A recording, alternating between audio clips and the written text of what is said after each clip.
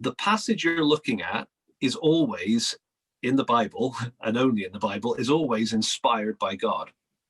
And that means not only that the content, the theology, the truth is inspired, but I think it's also important to recognize that the form or the type of literature is inspired.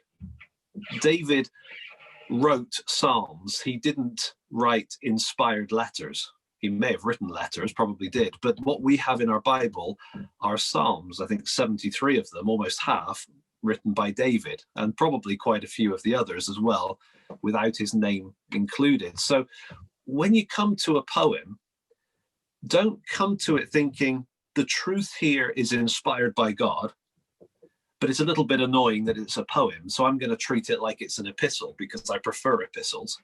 You know, it's very easy to do that, isn't it? And kind of leave Romans, come back to Psalms and start kind of chopping it up, trying to understand the logic of it.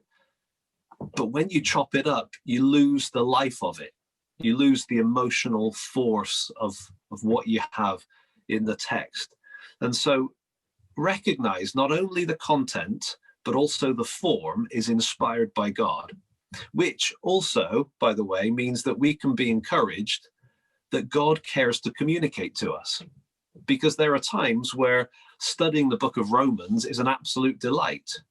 There's times where you can't even begin to fathom reading Romans because you're really hurting.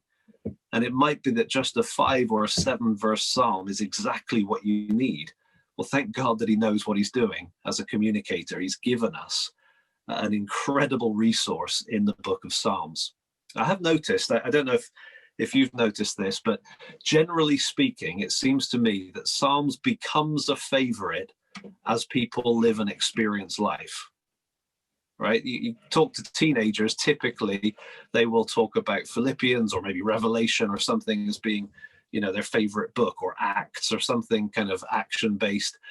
When you talk to people in their 70s, 80s, 90s, they tend to refer to the Psalms quite a lot, because in the intervening years, life has hit pretty hard, and therefore Psalms has become a source of comfort, a source of strength, a source of hope, right? So we felt, I don't know if Mike mentioned this at the start, but we felt this current season, with everything that's going on, all the crises in the world and the COVID pandemic and everything, we thought, what better place to spend a couple of months than in the book of Psalms? And for some, very familiar territory. For some, it may be kind of the first time of going into the book of Psalms with a sense of its relevance, as in life hurts or life is difficult. You know, not to say that none of us have struggled, but we have been pretty spoiled, I think, in the West over the last few decades. Life has been incredibly comfortable. Suddenly, we're getting a little taste of a life that's not so comfortable. And so maybe Psalms is a good place to go. So that's kind of our thinking, was let's get into the Psalms, either because we need it or because we're going to.